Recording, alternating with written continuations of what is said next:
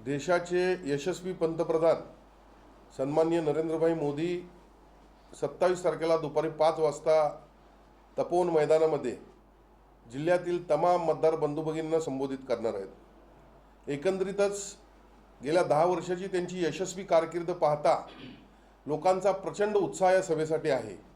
लोकांकडून पासेसची मागणी होते, लोकांच्याकडून व्यवस्थेविषयी विचारलं जातंय।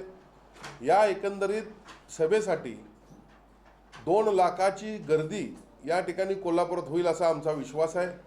शिवसेना, भारतीय जनता पार्टी, राष्ट्रवादी आणि महायुतीचे सर्वच पदाधिकारी कार्यकर्ते सभेसाठी जोरदार कामाला लागलेले आहेत आणि या सभेनंतर कोल्हापूर जिल्ह्यातील दोन्ही महायुतीचे उमेदवार हे विजयी झालेले आपल्याला दिसतील। गादीचा मान नेहमीच एनडीएने ठेवलेला आहे। सन्माननीय युवराज संभाजीराजे यांना एनडीएनं राज्यसभेवर घेतलं होतं ना, मग त्या गादीचा मान ठेवूनच घेतलं ना।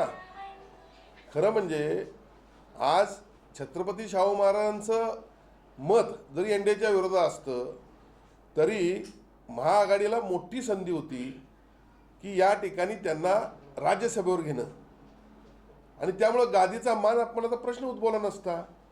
मी तर असं म्हणेन की या आदांतरित इलेक्शन ही आदांतरित कोणी निवडून येऊ शकतं। या आदांतरित गोष्टीत त्यांना ढकलण्यापेक्षा तुम्ही जर राज्यसभेवर त्यांना घेतला असतं तर गादीचा मान राखला गेला असता। आज कोल्हापूरचा इतिहास जर पाहिला तर कोल्हापूरची जनता मतदार हे निश्चितपणे महायुतीच्या पाठीमागे आहेत आणि यामध्ये दोन्ही मतदारसंघामध्ये इचलकरंजी लोकसभा आणि हातकणंगले लोकसभा आणि कोल्हापूर लोकसभा या दोन्ही ठिकाणी महायुतीचे उमेदवार विजयी होतील याची आम्हाला खात्री आहे।